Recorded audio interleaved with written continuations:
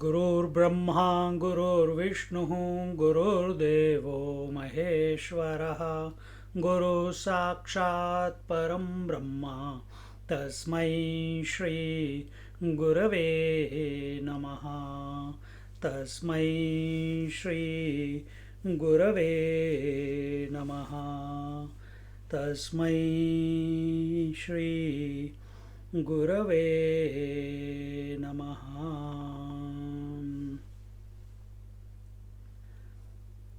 We are in Ishavasya Upanishad, and see the greatness of the Upanishads and is that they that in these Upanishads the seeker doesn't have to do anything and the seeker doesn't have to gain anything. Two things. Because all doing has been done, and the reality that we are essentially, and the reality that is the absolute reality, we have given it the names: the self, the Brahman, the absolute reality, the individual. All these names we are given. And how we have divided our world for ourselves? Jeev, Jagat, Ishwar. What is that? Jiva is the limited. That Jiva is the limited one. And Jagat is the forms that you see outside, the names and forms. And Ishvara, we attribute the cause to him somewhere above the clouds. so it seems for majority of the people, or in the temples. So this is how we have pushed him away. We look at the Lord who is far away. We look at the Lord as if he is far away. We look at the world as an object to be devoured, to be interacted with, to be associated with, and we consider ourselves limited on account of this body. But the truth is something else. The truth is what these Upanishads, they say there is only one, and they help us to develop that Brahmakara Vritti. Brahmakara means, Vritti means thought. That thought which continuously is contemplating on that infinite reality. And is that infinite reality an object to be perceived? No, the senses cannot reach it. Is it an object to be apprehended, experienced by the mind? No, that is not possible. It is beyond the scope of the mind and the intellect. And yet we find ourselves in this conundrum that we have only this tool. We have the words, we have the thoughts, and therefore some words have to be utilized. And we have told you many times before also, and that is that we have to think such thoughts which do not lead to any conclusion. See? And that is what I was telling in the beginning. The first sentence was that the seeker doesn't have to do anything and doesn't have to attain or gain anything. There is no kartavya and there is no praptavya. See? And this is, how do I not do anything? Again the question comes, how do I not do? How do I means you are becoming a karta. And this requires a very, very, very special disposition, wherein a, a person, uh, well, we will explain as we go along, that any a person develops himself, develops his faculties in such a way, while using the faculties, while thinking, while using the words, because Upanishads are nothing but the words, while using the words, he becomes established in himself. He is not, we think at this moment that we are dependent on the words, because without words, how the understanding is possible? This is our take at the moment. What is the truth? I think, therefore I am, or I am, therefore thinking is happening. I am, therefore thinking is happening. Even in deep sleep where there are no thoughts, I still continue to be, isn't it? So I have never become absent. So I have to access this. I have to come to, I can't even use the word realize, but we will use it.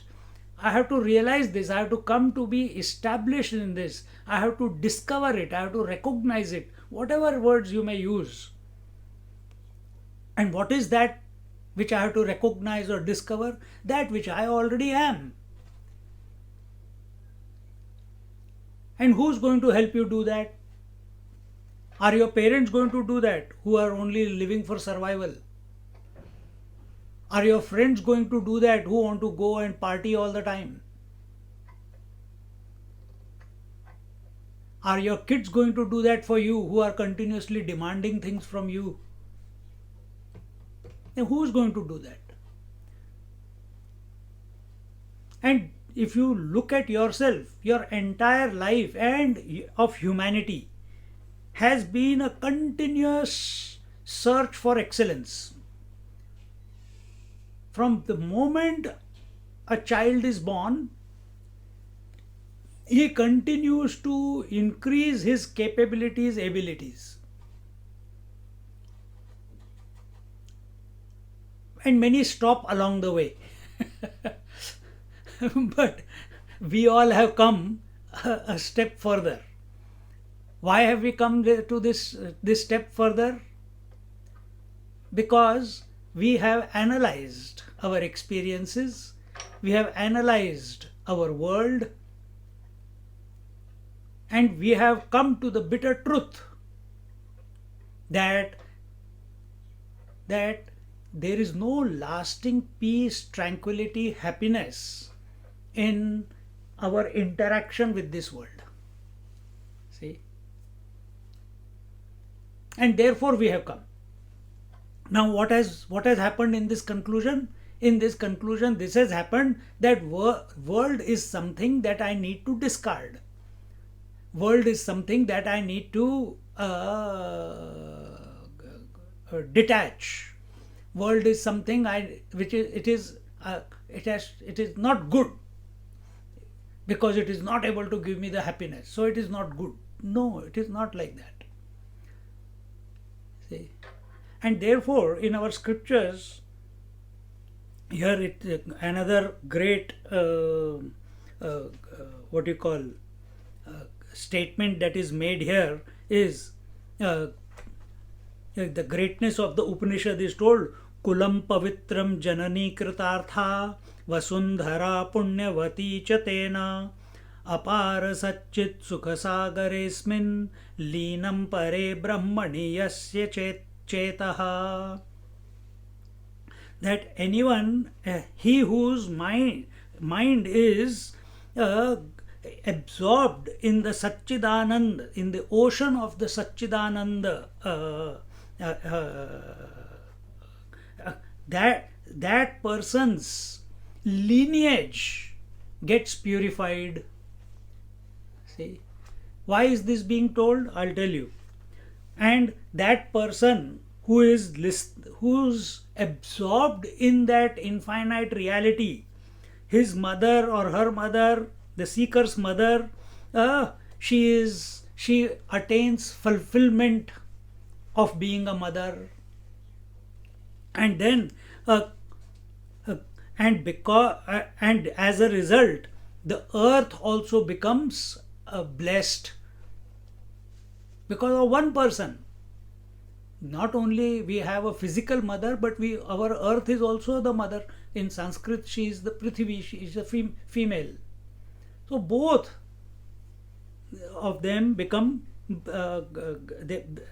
meritorious. And from the absolute reality point of view, the from the point of view of this person who is absorbed in the reality as the reality, not absorbed in the sleep only to wake up next day again, not like that. The one who is absorbed into the reality as the reality.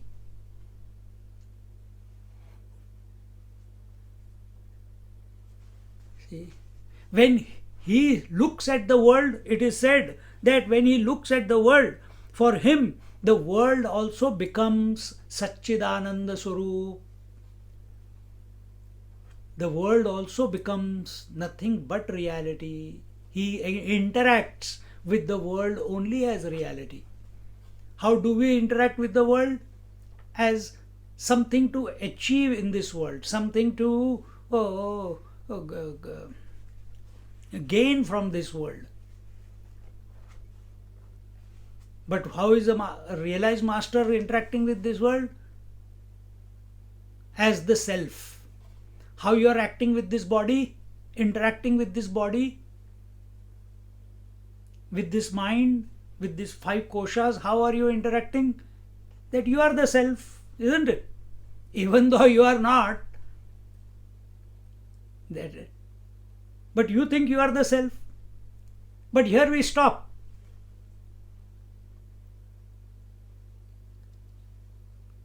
The vision that you are, it's a thought free realization. This body I am.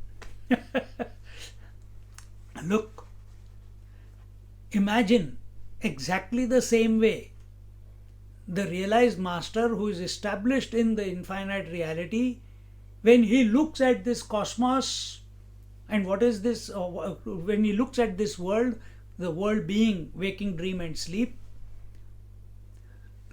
what does he look? He sees only himself. This is the difference. And the reality being of the nature of bliss, such a seeker, such a master now who is established, who is absorbed in the reality as the reality, as long as this body continues, he continues in bliss.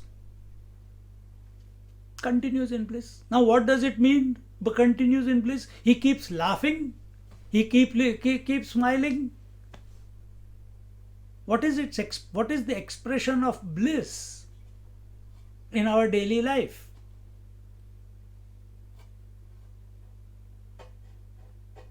The expression of this reality in our daily life, the symptoms we are talking about, that's all we can say, is he now lives a life of not creating any likes and dislikes.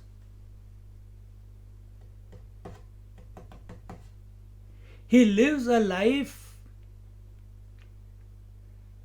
not as that this world is stupid. I am realized. This world is not real. These people are not realized. This is not his disposition. This will lead to a bigger ego. Then what has he done? He has merged.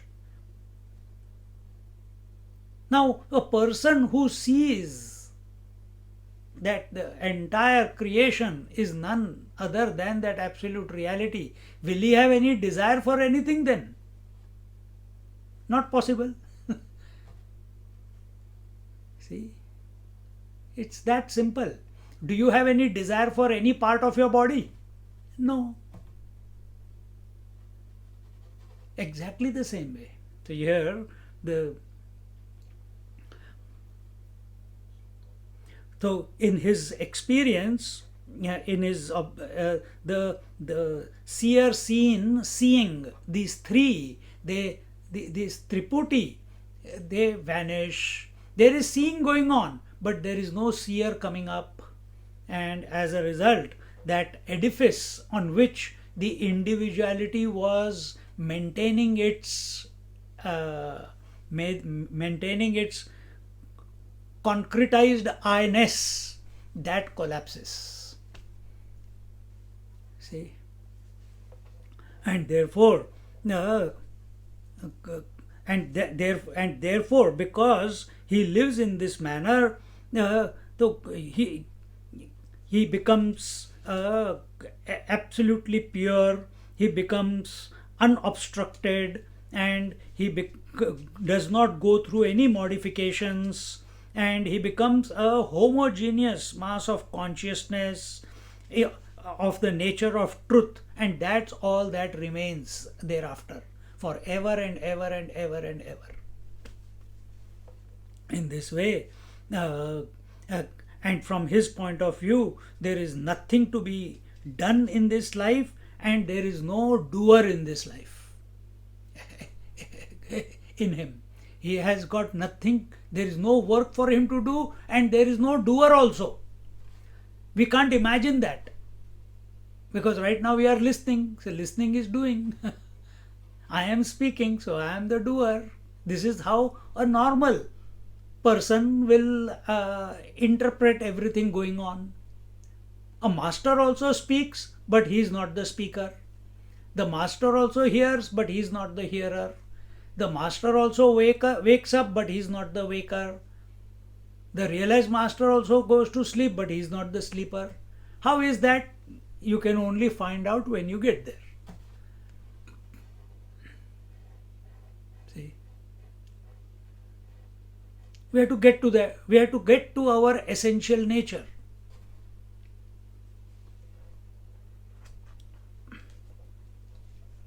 And therefore,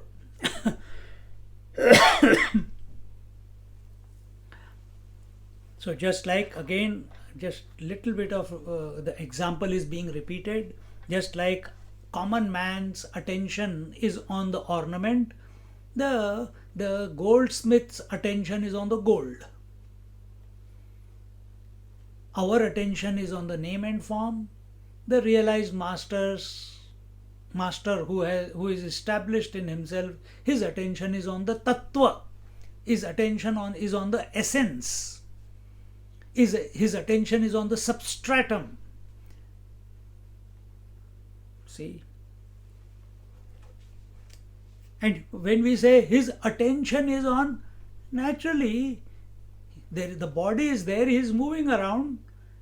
We have a body, we are moving around, but we are obsessed with our name and form and the other names and forms. The great master who has discovered himself, who is abiding in himself, he is not obsessed with any name and form. See? And therefore,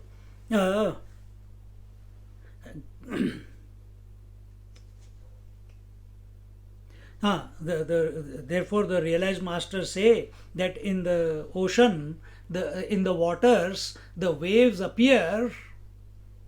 In the waters, the wave appears, but has the water ever seen a wave? Has the gold ever seen an ornament? Has the mud seen any pot? Think. And taking that position, this obsession with I am only this body thereafter goes away. This creation is made up of Asti Bhati Priya Nama Roop. Asti Bhati Priya Sat Chit Anand. Nama Roop. So Asti Bhati Priya are the qualities, Satchidanand are the qualities of the truth, are the attributes of the truth. Nama Roop, name and form, is the world. We are choosing to be obsessed with name and form and never give attention to the Asti Bhati Priya. See, the masters, they are always in the essence rather than the name and form. In the essence as the essence. And therefore here it is saying so they are always they are ever introverted, they are ever looking at the essence that they are, and common man is extroverted and always looking at the names and forms. Everything in this world is experienced with these five: Asti, Bhati, Priya, Nama, Roop, five fingers. Asti means is, Bhati means I know, Priya means I. What is I like, or it gives me joy. And what gives me joy? And what I know? Some name and some form. This is how we have shortchanged ourselves in life. And therefore,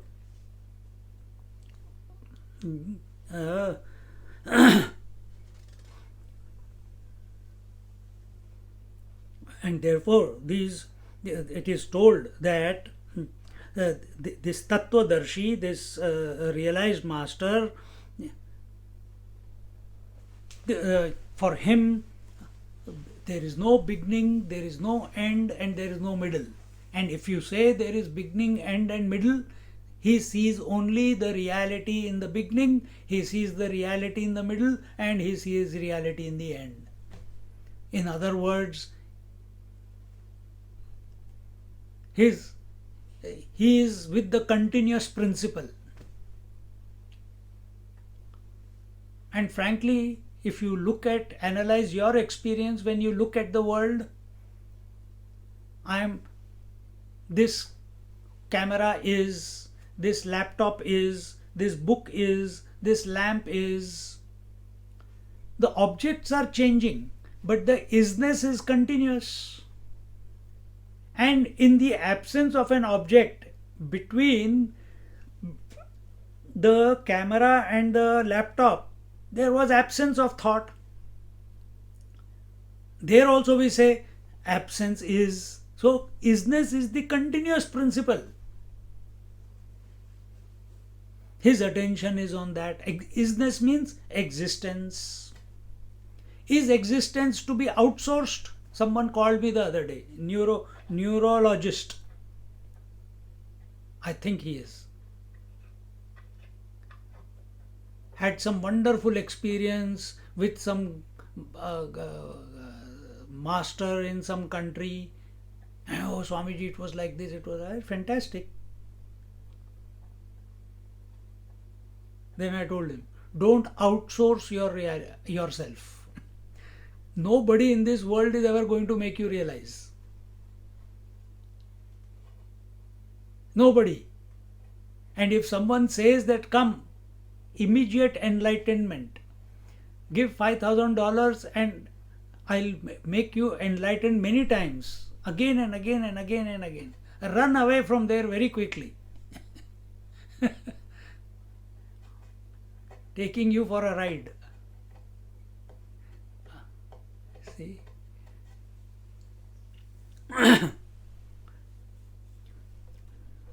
The Upanishads are Sakshat Kamadhenu. It says, the Bhashakar says. Kamadhenu, according to our culture, Sanatana Dharma, she is the cow. Cow is the Kamadhenu. And in that cow, Kama means desire, Dhenu means cow. And everything is possible. In cow, from cow, Everything is useful. The urine, the cow dung, the milk, the skin, the hooves. She's Sakshat Dhanvantari. And therefore, the importance of the cow in India. So, here the Upanishads, so that cow only gives you some things. Upanishad deliver you everything in this world as well as beyond. How compassionate they must be.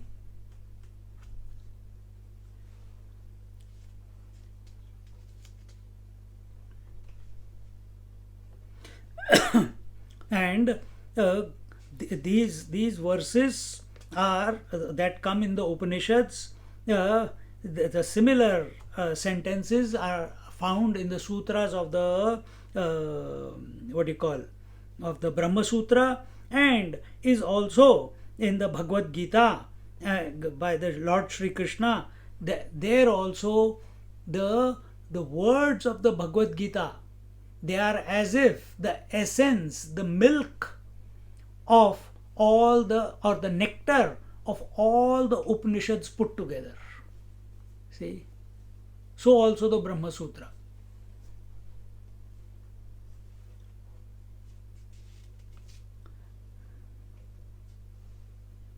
And in this way, so as it says in India, there are many sampradayas, many thought schools, and there is Advait, Vishishta Advait, Shuddha Advait, Dvaita Advait, Dvait, and Shiva Advait, etc. And all these schools of thought, their basis of their philosophy is Upanishads alone. Everything in our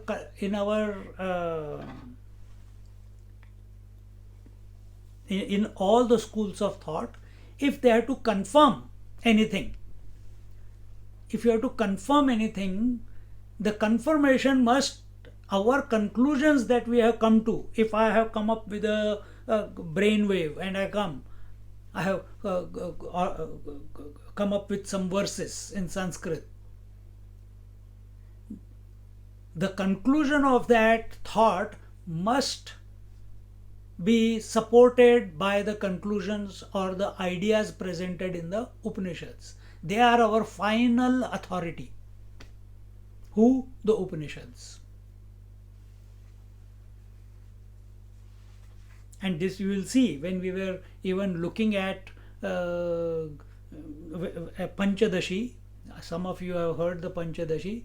When we looked at the Panchadashi, a statement is made, examples are given, and that statement, whatever it is there to say, it is proved that this statement is supported by the Upanishads.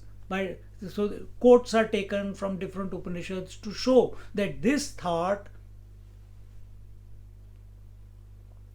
is not independent brainwave of some person. See, because how did the Upanishads come about? They are Shruti. Shruti means that which was heard. They are not, no rishis ever put their name to it. To them, to those rishis who were in real sense the scientists of life, to them, in their deep contemplation, because they have worked out the world, they had worked out the body, breath, mind, intellect, and now they're contemplating on something beyond. And in that contemplation, the words revealed. See? And normally, now when we are talking to each other, we are using borrowed words to communicate to each other. And when we use the words, whatever word I am using right now, you already know the meaning of that word, right? If I say a chair, you understand what the word chair means. If I use the word finite, you understand the word finite means. If I use the word earth, you understand the word earth means. And in this way, the words that are being used for communication are the uh, are are at the objective level, and we both who are communicating with each other, we have experienced what those words mean, including absence. You have experienced absence, I have so to speak, a common man. We have some concept about it. But when it comes to the divinity, when it comes to the transcendence, when it comes to this absolute reality, the truth, the words fail. The words are incapable to illuminate that reality. And yet, the beauty of these great rishis was that to them, the infinite, the Ishvara, he revealed these words in such a manner, in their heights of ecstatic contemplation of what they were experiencing at that moment. See, even though it is an experience-less experience, who has the ability to put it into words? If not the Lord himself, if not the Ishvara himself. See, and those words poured down into the minds of such great rishis, such great masters, and that's how the Vedas came about. I don't know if I told you last week that the Vedas as we see them today, Maharishi Vedvyas, he compiled all the Vedas about 5,500 years ago. He got all the Rig Veda, Yajur Veda, Sama Veda, Atharvana Veda, all the great masters and their disciples who were having their own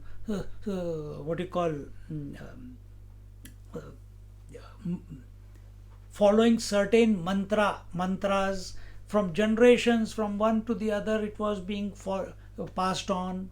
He got all the rishis and he put it down on paper and then divided them into these four the Vedas. See,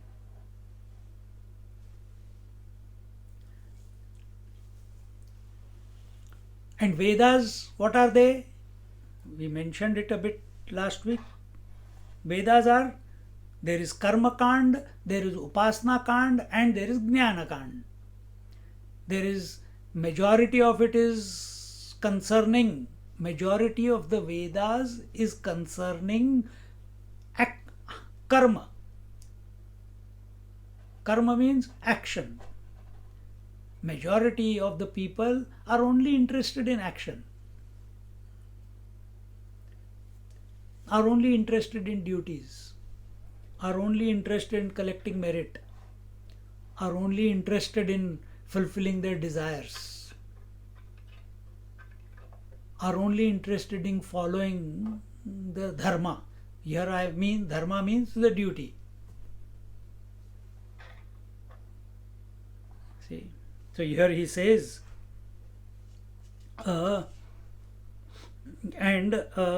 just like that, just like in the Dvait, for the Dvait there is Madhavacharya, for Vishishta Dvait there is Ramanujacharya. Similarly, for Advait we have our Shankaracharya. And remember, Shankaracharya is giving commentary from the non-dual philosophical standpoint. which is all inclusive, really speaking. Ramanujacharya, who came after him, 200-300 years after him, he gave maybe more. He took the same Upanishads, took the same Bhagavad Gita, but he took the philosophy of Vishishta Advait, means specific non-duality. That means we are a spark of that reality. Non-dualism means whether we know or we don't know, we are always reality. Specific non-duality means we are non-duality, but somehow we have got separated from it and now we want to merge back into it. And the Dvaita philosophy, the philosophy of duality propagated by Madhvacharya from Udupi area. For him, I think I mentioned this one last week. His philosophy is that the world is, the Lord has created the world, you serve the world. That's all. See? And in this way, here in this Ishavasya Upanishad, we are going to be looking at the Shankar Bhashya. Bhagwan Adi Shankaracharya, his commentary on these verses. And the commentary that he has given in this on this Upanishad and other 12 Upanishads or 11 Upanishads, it is a force to be reckoned with. The depth, the knowledge, and the inspiration that has been accepted by one and all in the literary world, even at those times. And remember, unlike today, where for small things there is murder, there is burning, cars burning, houses burning, business is burning, citizens have to come out on the street. In those times, there were no wars, or very few. That is the sign of a cultured society. Then how do you propagate then? Through debates. So there were debates. And it was our Shankaracharya in Varanasi who challenged Mandan Mishra and defeated him. And eventually that Mandan Mishra became Sureshwaracharya, who became the Shankaracharya of Sringeri.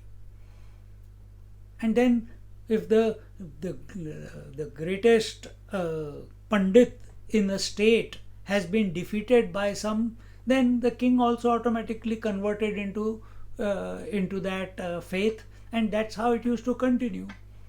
Once upon a time it was Sanatan Dharma, then the Buddhist thought became prominent. There also it was only through debates. Ashoka fought, but eventually he became pacifist. But then that philosophy of non-violence, how long can people become weak? Then it had to be revived. Then Shankaracharya came. And it is natural, because in this creation there are different types of mindsets. Those who believe in duality, those who do not believe in duality, those who believe in nihilism, those who believe in non-dualism. So everything, for everyone, something is there so that they can feel satisfied, content by interacting with that knowledge, with that interpretation. You also, when you were young, you used to play with toys. Now you play with real cars. Before you used to beg parents for your money, for some pocket money. Now you give pocket money. So growth is happening, expansion is happening, abilities are increasing. And this overview, the overview of the whole system, of all the mindsets, all the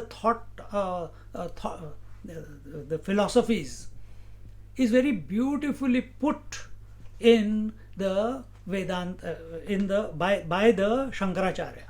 Very beautifully he has taken for argument each one of them wherever required, and shown how that thinking is incomplete. How that thinking is incomplete. See, not to show them down. Now, naturally, just like a child, as when he is small and you try to teach him the university education, he is not going to understand. Similarly, a person who is obsessed with the world, he will not understand the Upanishads, because that is Vedanta. So,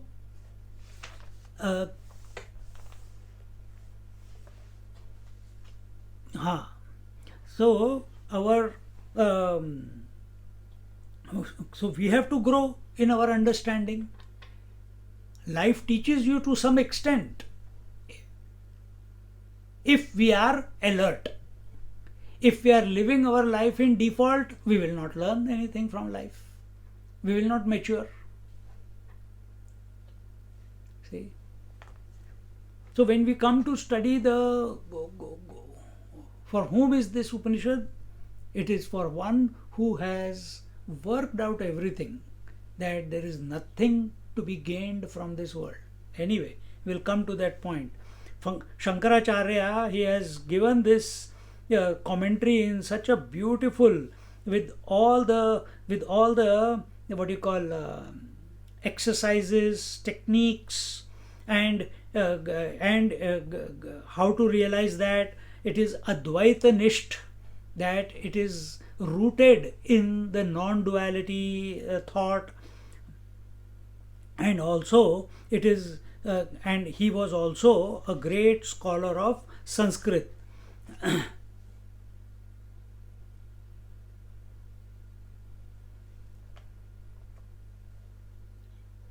And many people who had not many great masters, they have fallen at the feet of Adi Shankaracharya because of his Vidvatta. Vidvatta means because of his great intellect of putting this thought forward, and they have surrendered themselves at his feet and at the altar of his knowledge. And in this way,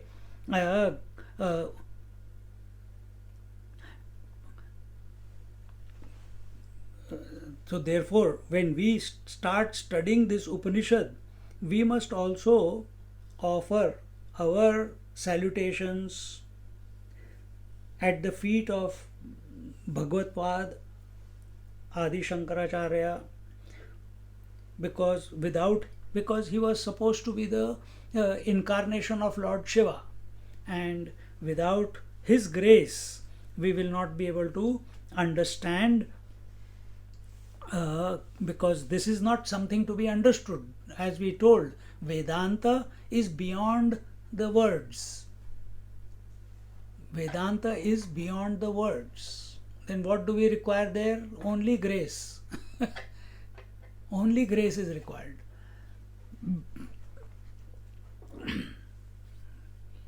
Can we only keep waiting in grace and ignorance? No.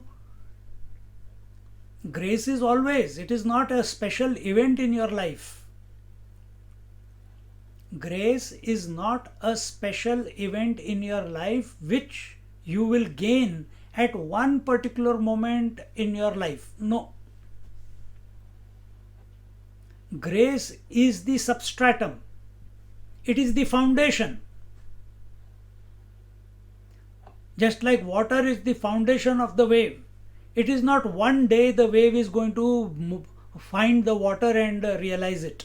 It is all, even if it does not realize, it is still water.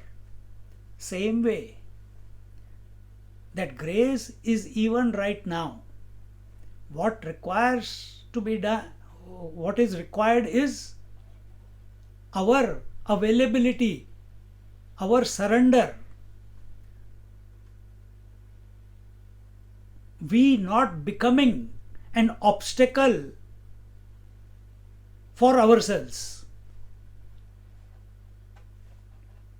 See? And therefore,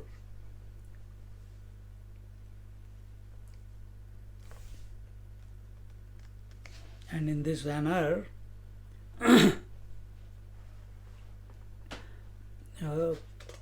with this little bit of intro, we look at the, we already looked at the Om Purnamada Purnamidam, but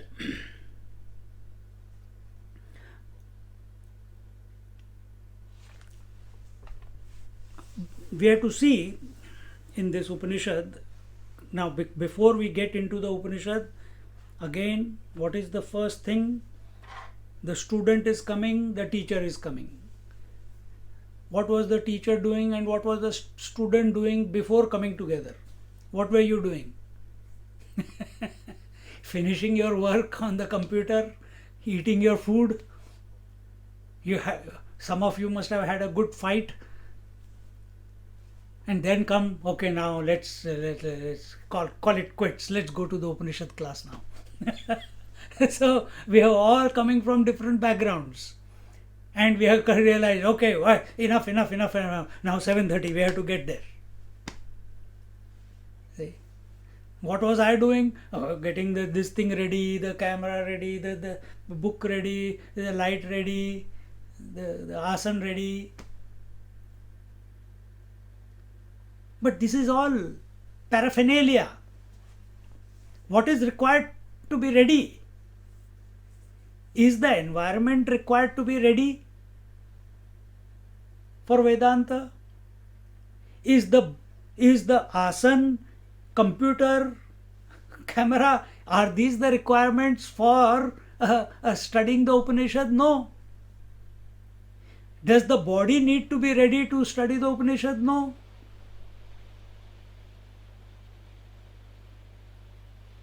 Does the mind need to be ready? I'm asking a question. Does the mind and intellect need to be ready to know the Upanishad? No. Answer, continue. No, just no will, how will it suffice? If it's yes, then I will be only hearing a lecture. Because Okay. I'll be Right angle. So mind and intellect also not.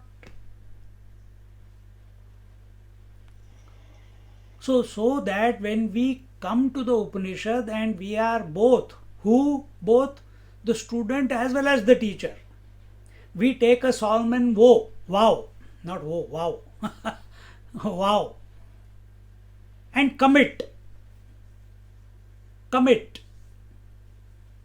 to this reality.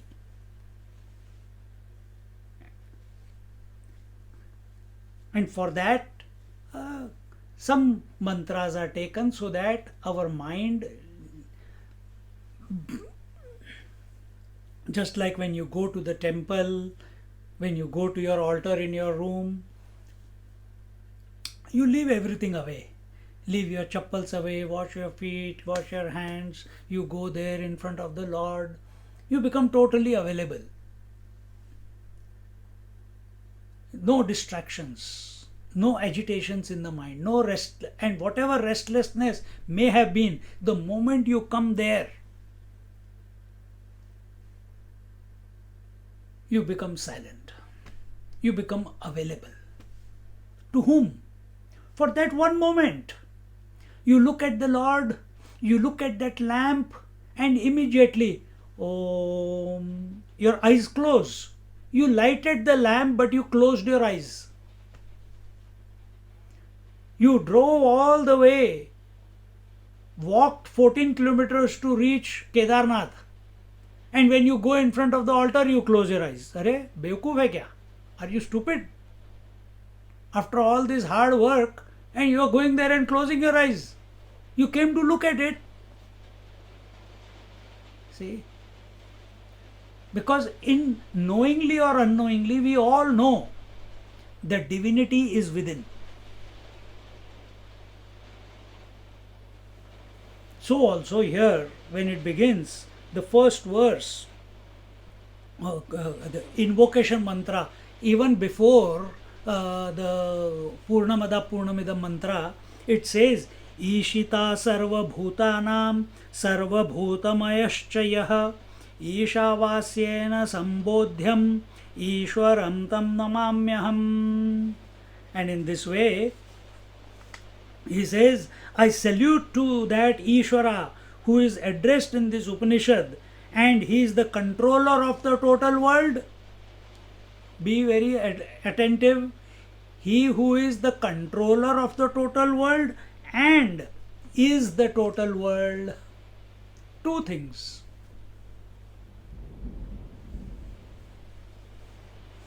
See,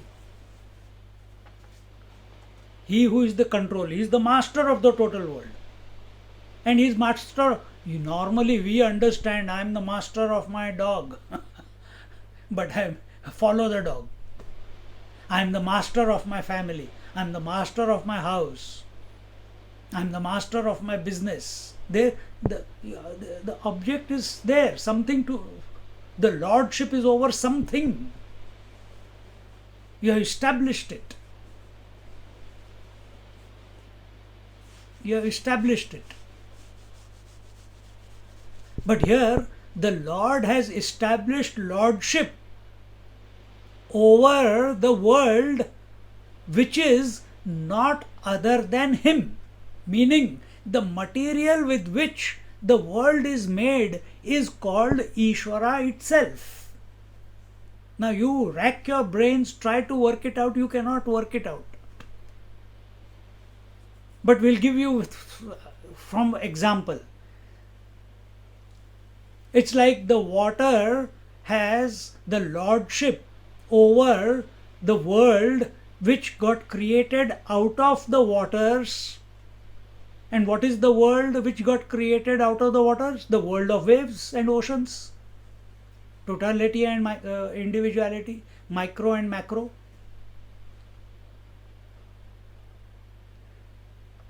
And what is the disposition of the one who is the controller? So he created it, he is the controller, and the material out of which he made, or he is the the creation which he made out of himself. He himself is the controller.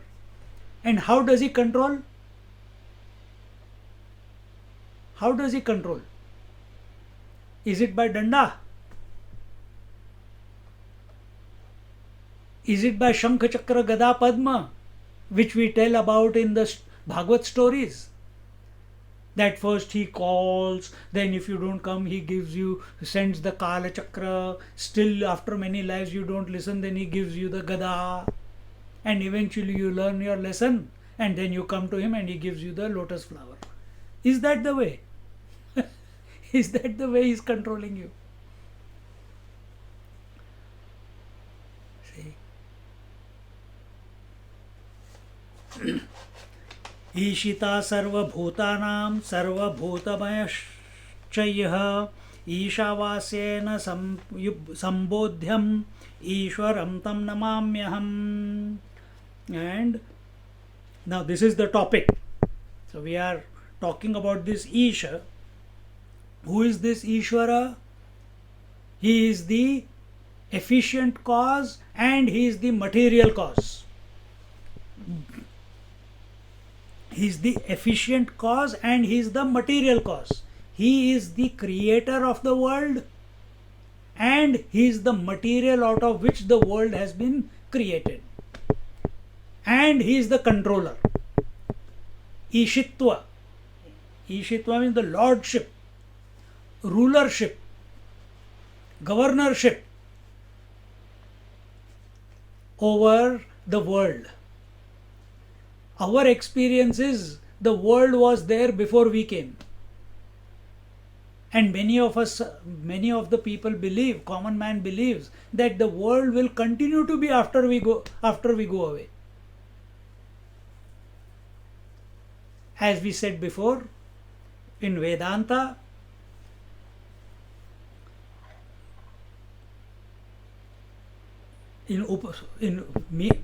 Vedanta meaning Upanishads, straight away the first verse itself is a clean bold that who is the Ishvara? Ishvara is the creator, the efficient cause, and the material out of which he created the whole creation is him alone. So now what will be your understanding of it? That this whole world is divine. This whole world is divine. So who created the world? The divinity created the world. What is the material that has gone into the world? Divinity is the material that has gone into the world. Who is controlling the world? The divinity is controlling the world. So divinity creating divinity out of divinity and controlling it as if. See the fun? Similar thought is again presented in Om Purnamada Purnamidam Purnat Purnamudachyate Purnasya Purnamadaya Purnameva Vashishyate. Om Shanti Shanti Shanti. And we saw this last week. And what is that? That both the student and the Guru Maharaj, both of them are coming to this sacred text of Vedanta, the Upanishad. And from the beginning, they both want to be clear. What is the goal? Because if we do not know the goal, we will go in the wrong direction. And what is the goal? That reality is complete. It's whole. That Isha is whole, complete. He created, or we can say Om Purnamada Purnamidam. Out of that, this reality, this was created. This is also whole. So that which is from which this was created, that was complete. When this was removed from that, this is also complete. See? Do we have this experience? If I take a jug of water and out of that I take a glass of water, do we say the jug is complete, the glass of water is complete? We don't say that. It's not, it doesn't seem to be full. It doesn't seem to be whole. Different, because our attention is on the measure. See? But here the approach is totally different. And what is the approach? The Bhagavan says here that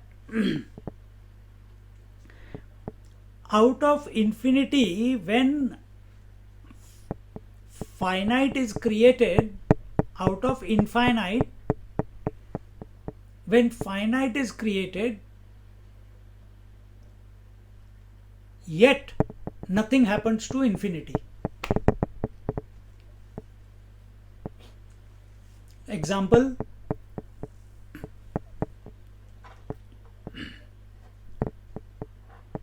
Out of water, when the wave is created, water continues to be water. Out of water, when the wave is created, water continues to be water. You may call it wave, you may call it ocean, you may call it ice cube, you may call it drop, you may call it froth, you may call it tide, you may call it tsunami, you may call it water vapor, but the fact is, it still is water. See, you make out of the total space, you create a room space, a house space, but space has not become less or become more. See, but our experience is what? Our experience is when something is created out of something,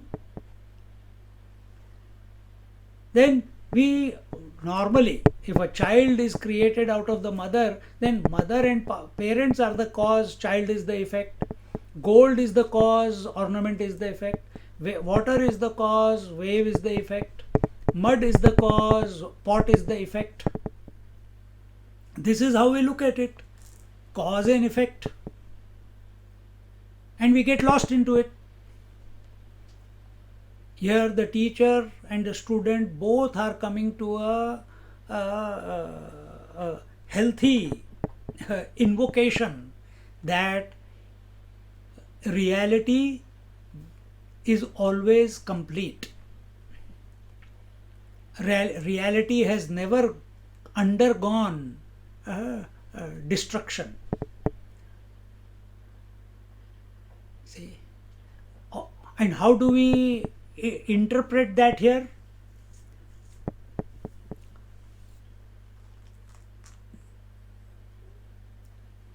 Even though ornament is created,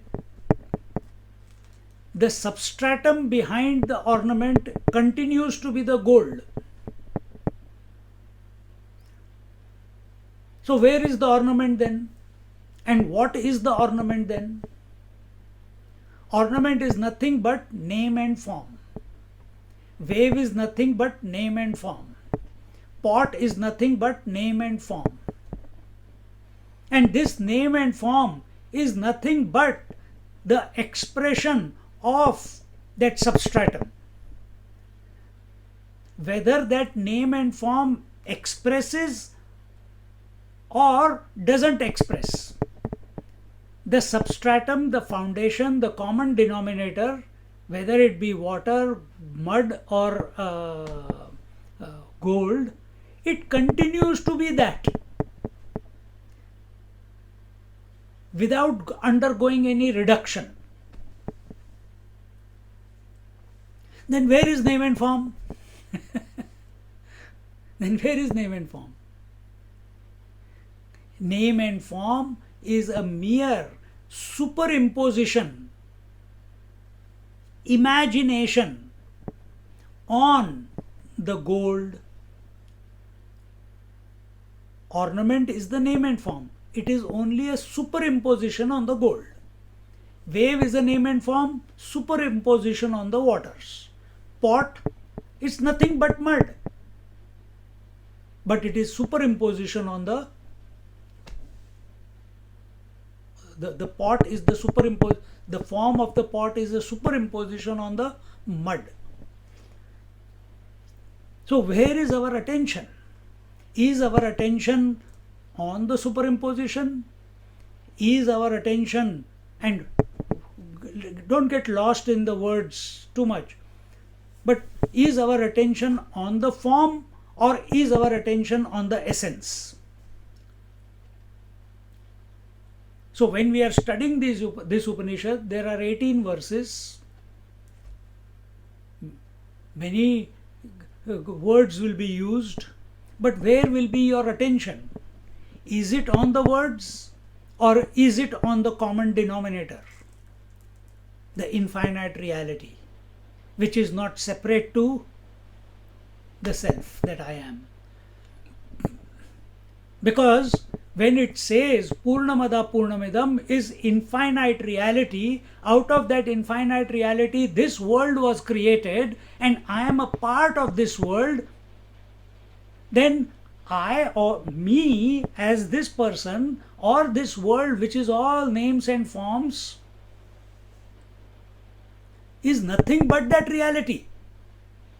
Because out of that reality alone, this world came about.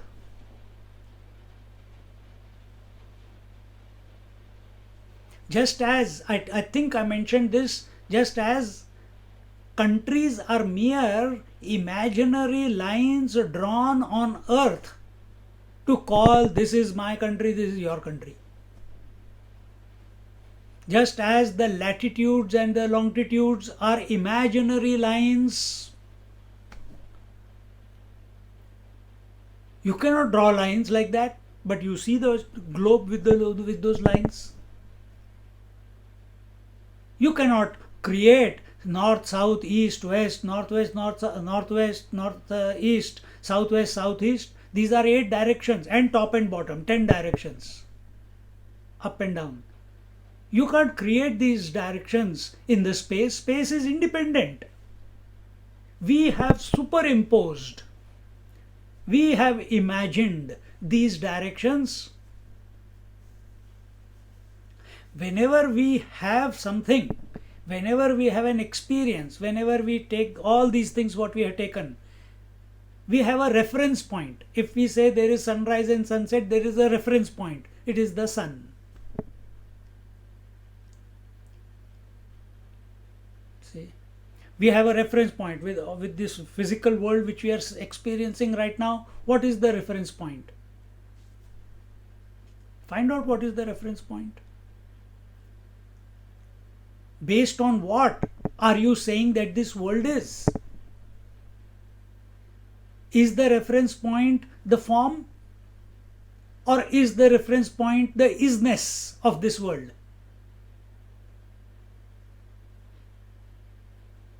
What is your reference point? You are continuously shunting through waking, dream, sleep, waking, dream, sleep, waking, dream, sleep. What is your reference point? When you say, I had the wake, yesterday I was awake, I had a dream, I had a sleep. What is your reference point?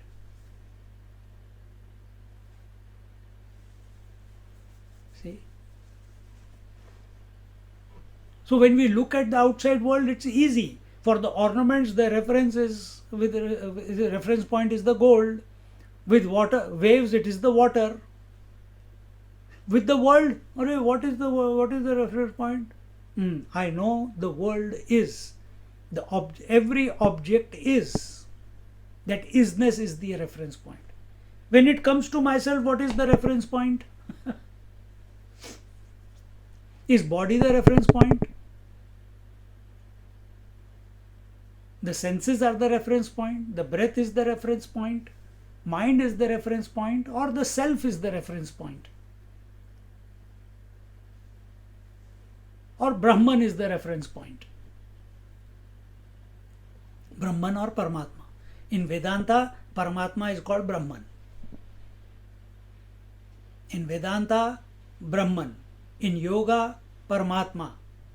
In Vishishta Dvait and Dvait, Ishvara. Or Lord Krishna or Lord Narayana. See?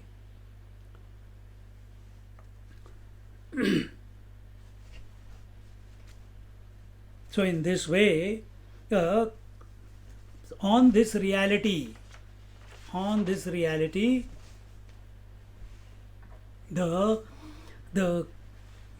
we have imagined, again we are coming back to imagination. We have imagined that the Lord, the Ishvara, is far away from us. What is that word called? It's called Parokshatva. He is separate from us. He is far away from us. We have distanced the Lord, the divinity, away from us. And because we have distanced the divinity, we are searching for it. We are not accepting that it is in and through me as well as the world. See? So this notion that the divinity is in the temple, divinity is in the statue, divinity is in the photo, there is nothing wrong in that. It is everywhere. You can pray anything or anyone.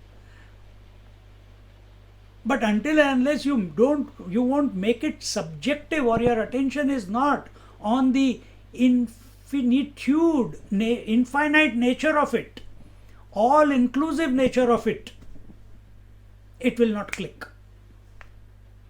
So first is, because our world is made up of Jeev, Jagat, Ishwar.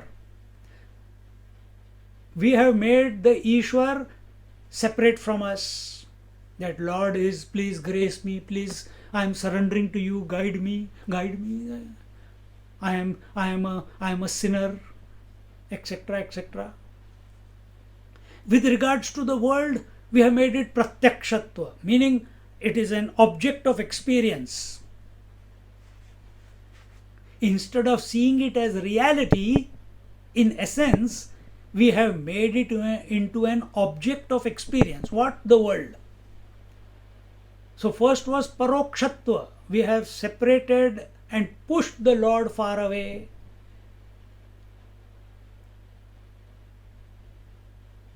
The world of names and forms, in essence, is nothing but that one reality, but we have made it into an object of experience with our obsession of name and form.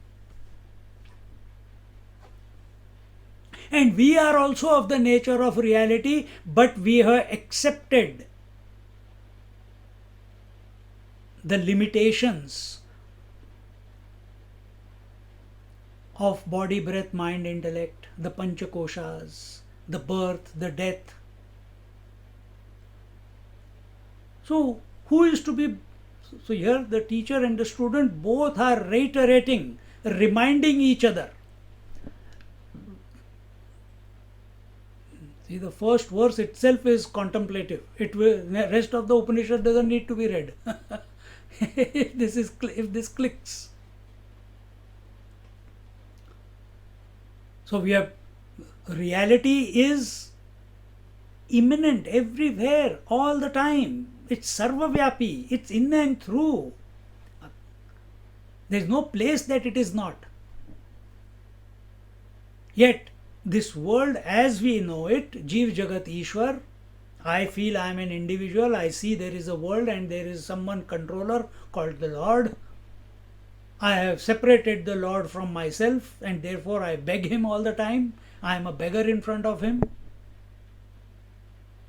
The Lord is always in front of me as the world, but I am always making it into a bhoga vastu. I am only desirous of that form, rather than merging into the reality, accepting it as the reality. And that reality, that Isha, is none other than my essential nature. But I choose to accept myself as the body, breath, mind, intellect, and I don't stop there.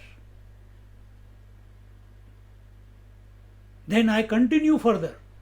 I make myself into a wife, brother, son, husband, wife, etc., etc. And in this way, Bhagavan is telling here that the reality is Purna. Purna means whole, complete, infinite, one without a second. And in that one without a second reality, the manyness, the multitude, the thisness, the Jeev, Jagat, Ishwar can only be imagined. Can only be imagined.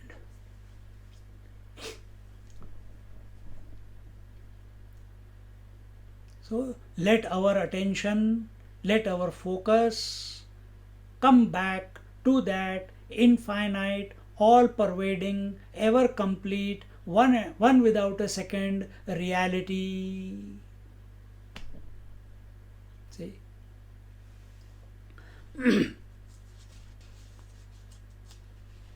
In this reality, there is no time, space, and conditioning of time, space, and objectivity. It is free. Individual is conditioned by time, space, and objectivity. He is born, he is dying, afraid of death. Space, he is occupying a particular space. He considers himself an object. Touch me not, this is my private space. Don't use my clothes, don't take my pen, don't take my computer. My, and create a problem.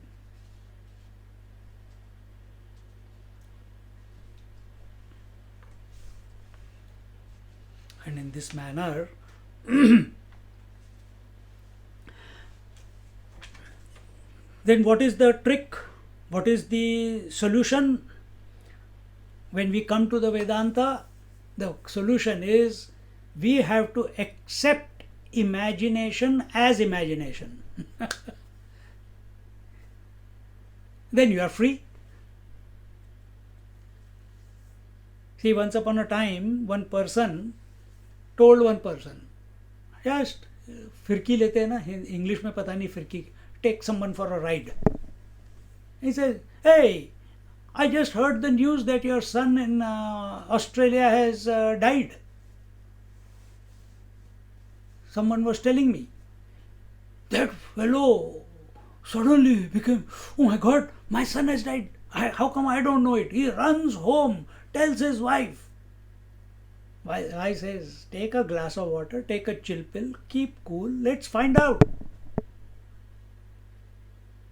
And immediately she puts the call through to Australia from India, and that fellow from Australia barks back. Is this the time to call? Don't you know that I'm sleeping? They are happy. He's alive.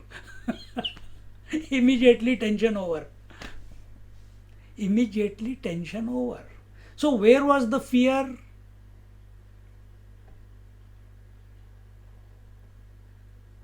In imagination. Who was afraid? Who was afraid? Was the divinity afraid? No. Was the man afraid? No. Who was afraid? The father was afraid. Mother was wise. Father. Who is father? An imagination. He is not real. Man is real in that context, relatively speaking. So, this imaginary entity which we have superimposed on ourselves on account of wife or on account of the son, and we become miserable. This imaginary entity is becoming miserable, and this imaginary entity became pleased, happy when it heard the bark from the other side of the phone. Don't trouble me at this time of the night. Don't you know what time it is? See? So once we understand, then you cannot stop the phenomena.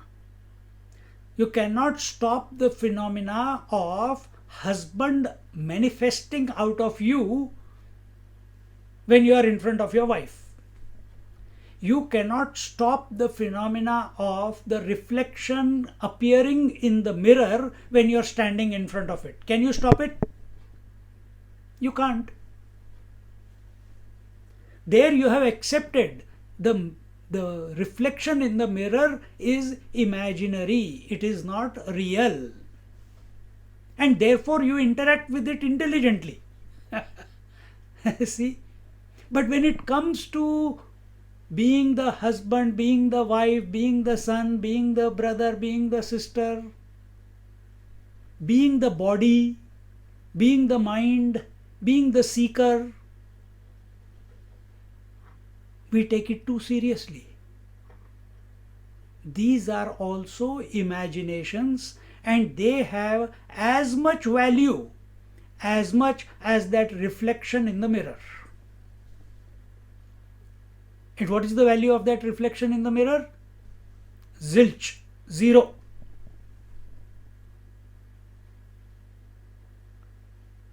Because it does not exist. It has got no reality. It's a phenomena. And what is a phenomena? Which comes and goes, which is existing for some moments, then it goes away. That which is fleeting, that which is changing, that which is appearing and disappearing is called phenomena. Another word for it is mithya.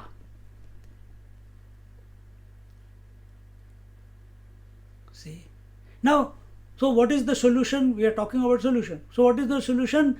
Accepting imagination as imagination is the solution. Now, if you don't know what you are imagining, okay, we will tell you what you are imagining. We will tell you that. So, in the first verse itself we told, Purnamada Purnamidam, everything is that reality. So, what is the imagination? Name and form is the imagination. So, is taking the name of the Lord imagination? Yes. Is the form of Shiva and Krishna and Rama and all this imagination? Yes.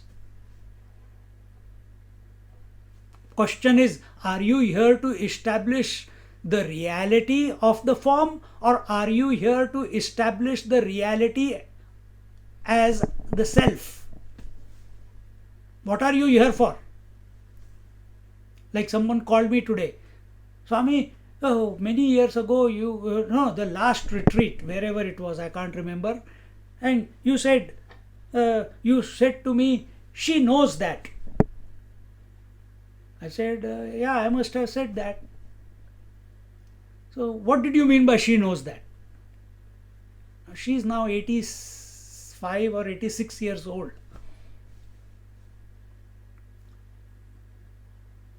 Maybe 80 years old, I don't know, something around that. So she is calling me, what did you mean by saying she knows that? Now I don't know in what context I told her. I got no idea, I can't recollect anything. And out of the blue, she is repeating something that I told her. Then at that moment, what can I say? Which can add value to who she is. When I said she knows that, meaning you know that, I meant you know the truth. You know the reality. Don't you know that you are alive? She says yes. Don't you know your consciousness? She says yes. I said, that's what I said. Oh, that's all. And I was wondering for last few months, what did you say? Why did you say that? What was the hidden meaning behind it? This, that. Thank God I called you after so many. And immediately the penny dropped for her. Over. So when we accept imagination as an imagination, then our penny will be dropped. Om Purnamada Purnamidam. How do you do that? Om Purnamada Purnamidam. How do you do that in your daily life? Do not react. How do you do it in your daily life? Do not live your life by dividing the world into likes and dislikes, into past and future.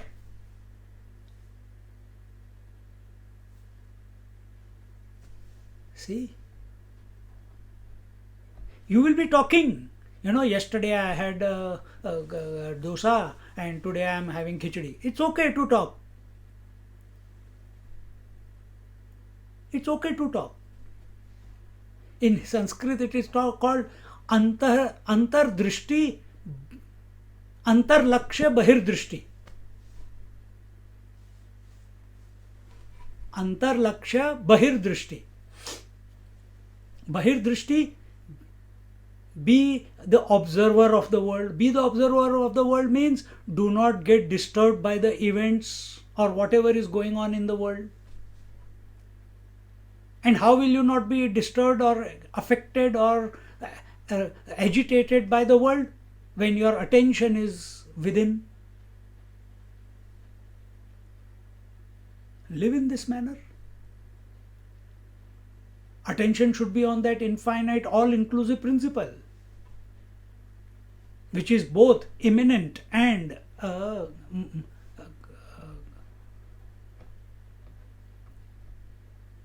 material at the same time.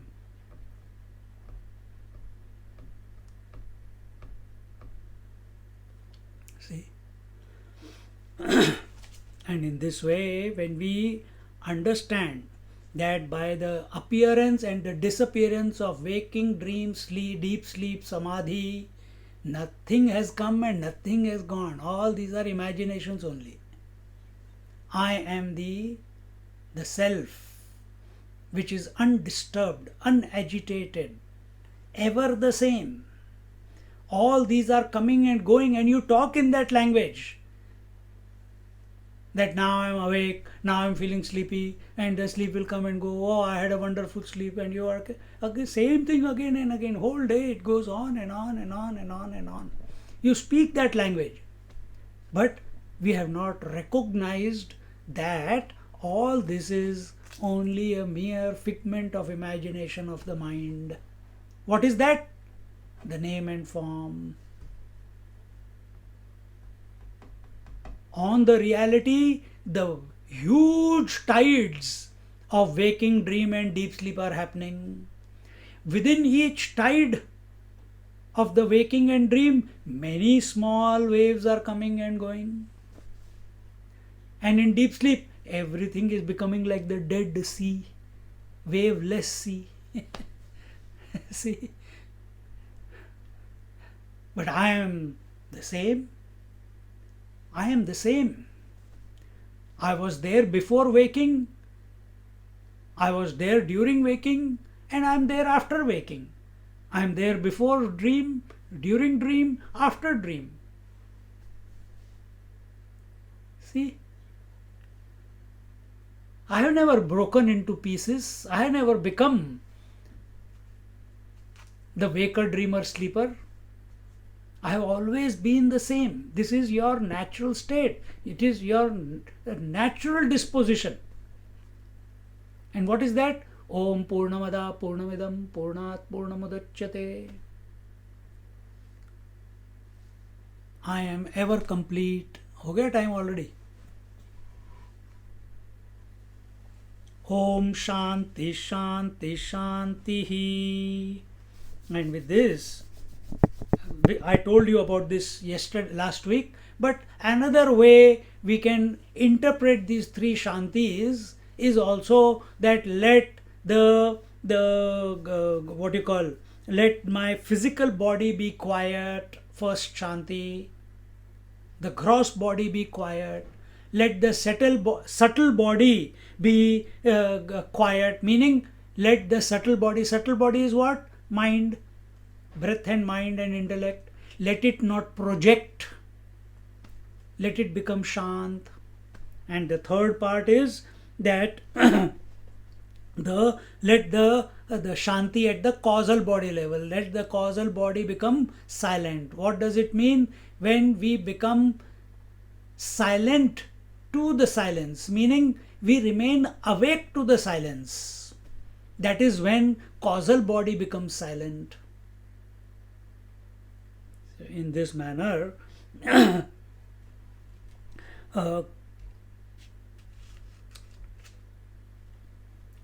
that whatever we are going to study in this Upanishad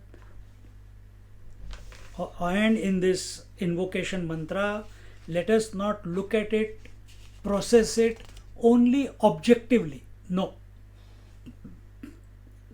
We are praying to the Lord, we are praying to the infinite, recognizing that it is Purna, it is complete, it is whole, and that is, and I am I am not, it is in and through me. It is in and through me. How can I be separate to that whole?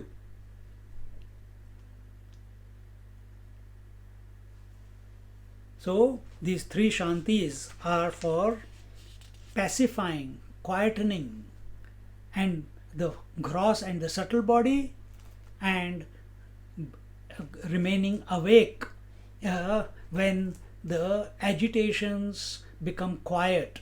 The causal body is what? The deep sleep state.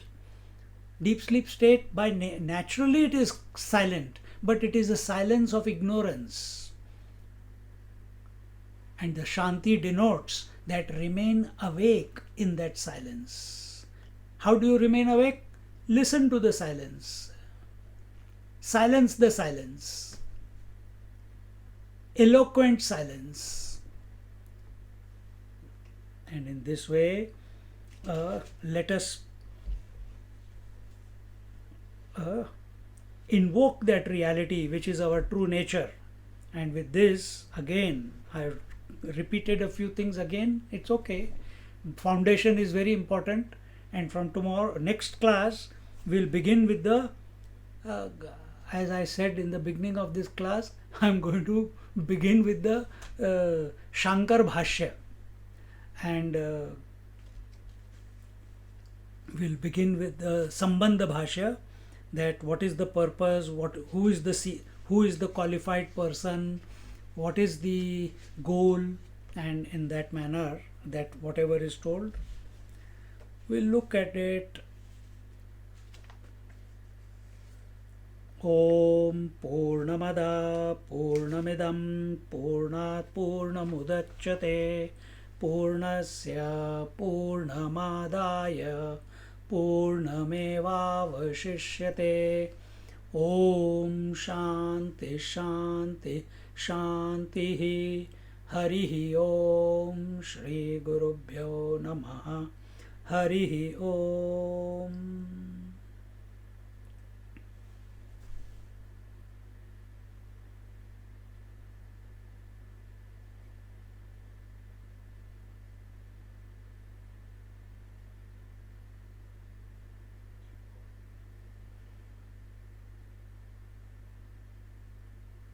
Thank you, Swamiji.